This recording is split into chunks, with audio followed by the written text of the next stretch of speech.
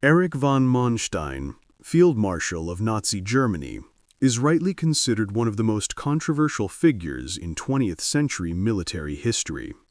His name is inextricably linked both with the brilliant strategic victories of the Wehrmacht, as well as with the brutal war crimes committed on the battlefields of World War II.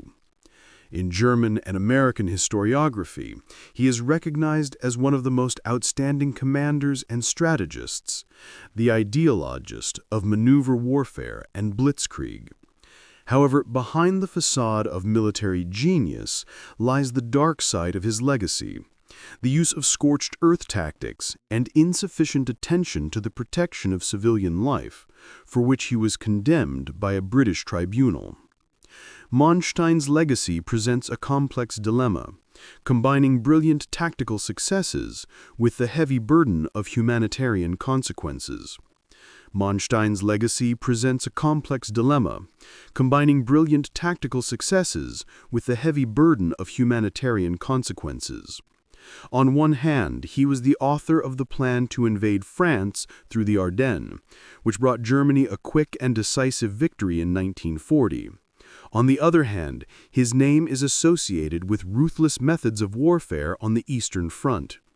Manstein, a hereditary military man whose ancestors had been generals for 16 generations, rose from battalion adjutant in World War I to one of the Third Reich's highest-ranking military commanders. It is precisely this duality that makes him the subject of heated debate to this day. Was he merely a soldier following orders, or was he an active participant in the crimes of the Nazi regime? To what extent were his tactical decisions dictated by military necessity, and to what extent by ideological cruelty? This article aims to examine the personality and legacy of Erich von Manstein, analyzing him as a talented military commander and convicted war criminal, in order to shed light on this complex and multifaceted historical figure. Biography and military career. The life of Erich von Manstein is the story of a man whose fate was inextricably linked to military service, reflecting the dramatic and tragic events of the first half of the 20th century. His career, which began in the elite units of the Kaiser's army and reached the highest command positions in the Wehrmacht, is an example of both outstanding military abilities and profound moral compromises. Fritz Erich Georg Eduard von Lewinsky was born on November 24, 1887, in Berlin, into the family of a hereditary Prussian artillery general. He was the 10th child in the family, and even before his birth, it was decided that he would be raised by his mother's childless sister, whose husband, Lieutenant General Georg von Manstein, became his adoptive father. Thus, Erich found himself in an environment where military traditions were valued above all else. 16 of his direct ancestors were generals in the Prussian-German or Russian service. Following family tradition, his path was predetermined. From 1900 to 1906, he trained first at a cadet school and then at a military academy. In March 1906, he was commissioned as a Fenric, officer candidate, in the prestigious 3rd Prussian Infantry Guard Regiment. In 1913, he enrolled in the Prussian Military Academy, but the outbreak of war prevented him from completing the 3-year program. With the outbreak of World War I, Oberleutnant von Manstein was sent into active service. He took part in battles on the Western Front in Belgium, and was then transferred to the Eastern Front. In November 1914, he was seriously wounded in Poland. After recovering in 1915 and being promoted to captain, he held various staff positions in the Hallwitz Army Group and in staff positions on both fronts, participating in operations in Poland, Serbia, and France. After the war, Manstein remained in service in the newly formed Reichswehr, where he held various staff positions. In 1935, he became head of the operations department of the General Staff, and in October 1936, already with the rank of Major General, he was appointed First Quartermaster General, Deputy Chief of the Staff of the Army. During this period, he played an important role in the theoretical development of the Blitzkrieg strategy, becoming one of the initiators of the creation of assault artillery to support the infantry. World War II. With the outbreak of World War II, Manstein's strategic talent came to the fore. During the Polish campaign of 1939, he was Chief of Staff of Army Group South. He was the author of the bold plan to invade France in 1940 through the Ardennes Mountains, known as the Sickle Cut, which led to the rapid collapse of the Allied armies. On the Eastern Front, Manstein commanded the 56th Motorized Corps during the attack on Leningrad in 1941. In September 1941, he was appointed commander of the 11th Army, with which he conquered Crimea, culminating in the capture of Sevastopol in July 1942. For this victory, he was promoted to Field Marshal. He subsequently led operations near Leningrad, and from November 1942 commanded Army Group Dawn, attempting unsuccessfully to break the siege of Paulus's 6th Army at Stalingrad. In February-March 1943, he conducted a brilliant counteroffensive operation known as the Third Battle of Kharkov, inflicting heavy losses on Soviet troops. Manstein was one of the key commanders in the Battle of Kursk in the summer of 1943, leading Army Group South. In 1935, he became head of the Operations Department of the General Staff, and in October 1936, already with the rank of Major General, he was appointed First Quartermaster General, Deputy Chief of the General Staff of the Army. During this period, he played an important role in the theoretical development of the Blitzkrieg strategy, becoming one of the initiators of the creation of assault artillery to support the infantry. Resignation and post-war fate. Growing disagreements with Hitler over the conduct of the war, in particular Manstein's insistent demands for greater operational freedom and permission for tactical retreats, led to his resignation on March 31, 1944. After that, he was no longer given command positions and was placed in the reserve. In August 1945, Manstein was arrested by British troops. In 1949, he appeared before a British military tribunal in Hamburg on charges of war crimes. He was found guilty on 9 of 17 counts, including insufficient attention to the protection of civilians and the use of scorched earth tactics. Sentenced to 18 years in prison, he was released in 1953 on health grounds. He subsequently advised the West German government on the creation of the Bundeswehr. In his memoirs, Lost Victories, Manstein reflected on the role of a commander and the duty of a soldier. One of his quotes illustrates his view of war. "No senior commander can expect his soldiers to give their lives for victory for years on end and then hasten defeat with his own hands." The scorched earth tactic during the retreat from Ukraine. By the fall of 1943, the strategic initiative on the Eastern Front had finally passed to the Red Army. Under its pressure, Army Group South, commanded by Manstein, was forced to begin a large-scale retreat from the left bank of Ukraine. It was during this period that one of the darkest episodes of his career occurred, the use of the brutal scorched earth tactic. This strategy aimed at the total destruction of any resources and facilities that could be used by the advancing enemy had catastrophic consequences for the civilian population. The policy of total destruction. Carrying out the orders of the High Command, in particular Hermann Göring, Manstein gave orders for the systematic destruction of all infrastructure in the areas being abandoned. In his memoirs, he himself described the essence of this order. In the 20-30 kilometer zone before the Dnieper, everything that could help the enemy immediately continue its offensive was destroyed, demolished, or taken to the rear. That is, everything that could serve as a shelter or place of accommodation, and everything that could facilitate his supply, especially the food supply of his troops. In practice, this meant destroying industrial enterprises, bridges, railways, and food and fuel depots. All economic assets, equipment, livestock, and grain reserves were either taken away or destroyed. The goal was to leave the enemy with a deserted and devastated territory unsuitable for rapid advance and troop deployment. Humanitarian catastrophe. The consequences of this tactic for the civilian population of Ukraine were horrific. Millions of people, already exhausted by years of occupation, were doomed to hunger and cold in the face of a harsh winter.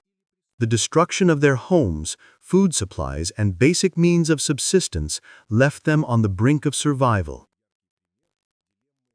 Violation of the laws of war and sentencing. The actions of Manstein and his subordinates were a direct violation of international norms of warfare. Although the scorched earth tactic had historically been used by various armies, its scale and systematic nature on the Eastern Front, and most importantly, its complete disregard for the fate of the civilian population, went beyond military necessity. The destruction of food and housing, which had no direct military significance but caused suffering to millions of people, was classified as a war crime. It was these actions that formed the basis of one of the main charges at the British Military Tribunal in Hamburg in 1949. Despite all of Manstein's attempts to justify his orders on the grounds of military expediency alone, the court found him guilty. The tribunal's decision was legal confirmation that even a brilliant strategist is responsible for the humanitarian consequences of his orders, and that the laws of war apply to everyone, regardless of rank or past merits. Military genius or criminal.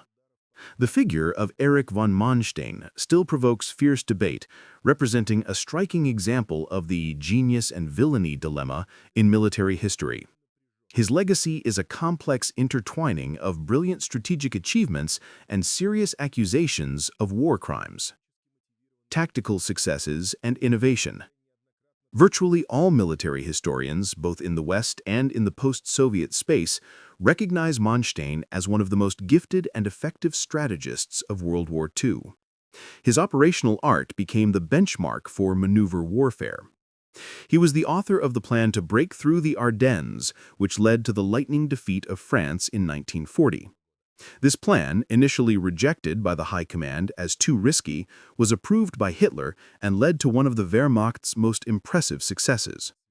On the Eastern Front, his genius was evident during the Crimean Campaign, the masterfully executed Third Battle of Kharkov in 1943, where he was able to stabilize the front after the Stalingrad disaster, and the skillful withdrawal of the 1st Panzer Army from the encirclement near Kamenets-Podolsk in the spring of 1944.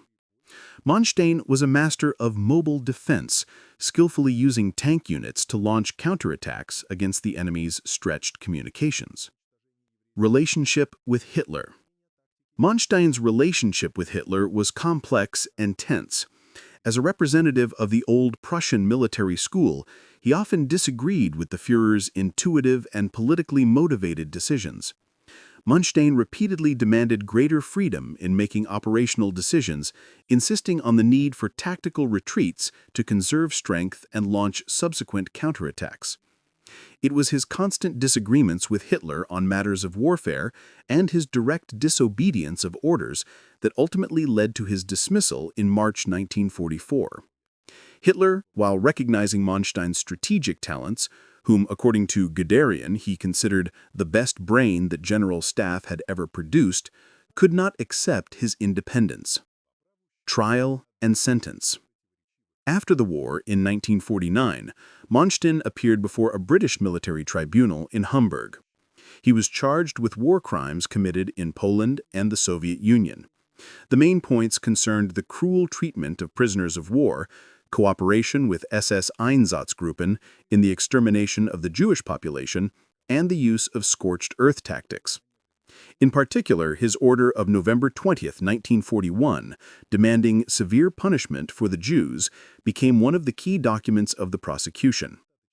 Although it was not possible to prove Manstein's direct involvement in organizing mass executions, the court found him guilty of insufficient attention to the protection of civilian life and the use of scorched earth tactics.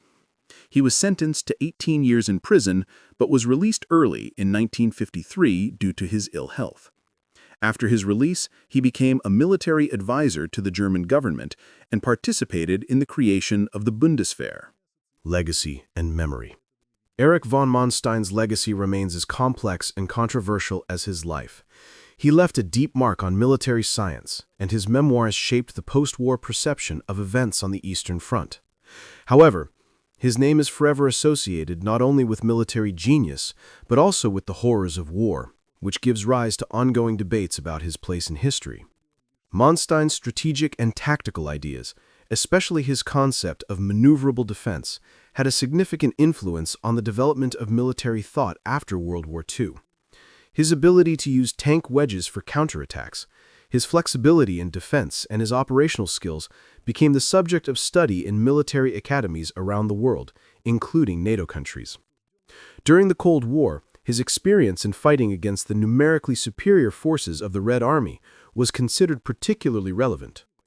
After his release, Manstein became an advisor to Konrad Adenauer's government and was directly involved in shaping the structure and doctrine of the Bundeswehr, the armed forces of the Federal Republic of Germany. Manstein's memoir, Lost Victories, Belorn, published in 1955, became an international bestseller and one of the most influential works written by German military leaders. In it, he analyzes key campaigns on the Eastern Front in detail, demonstrating his extraordinary analytical mind. The book is a valuable source on the history of Wehrmacht operations, offering an inside look at the decision-making processes of the High Command. At the same time, Lost Victories is largely an apologetic work. Manstein seeks to portray himself and the German general staff as apolitical professionals who honestly fulfilled their military duty. He places all the blame for Germany's defeat on Hitler's amateurish interference and the lack of resources, while sidestepping the criminal nature of the war and his own role in carrying out orders that led to war crimes. Thus, his memoirs played a significant role in shaping the myth of the pure Wehrmacht, which allegedly had no involvement in the atrocities of the Nazi regime. Manstein's figure still evokes polarized assessments. For some, he is a symbol of the Prussian military school, a brilliant strategist and a fearless and irreproachable knight whose tragedy was only that he served the wrong state. For others, he is a war criminal who through his talent and actions prolonged the agony of a criminal regime and bears direct responsibility for the deaths and sufferings of millions of people. These disputes periodically reach the public arena. For example, in Germany, there have been repeated debates about the naming of Bundeswehr barracks after Manstein. Although his name was originally given to one of the military units as a tribute to his role in creating the new German army, in the 1990s, after a broad public discussion about the role of the Wehrmacht in Nazi crimes, the barracks were renamed. This act symbolizes a reevaluation of historical memory in modern Germany, where it has become impossible to honor a person convicted of war crimes, regardless of his military merits. Thus, the memory of Erich von Manstein serves as a constant reminder that military genius and moral responsibility are inseparable. His story makes us think about the price of lost victories and where the line lies between soldierly duty and complicity in crime. For others, he is a war criminal who through his talent and actions prolonged the agony of a criminal regime and bears direct responsibility for the deaths and sufferings of millions of people.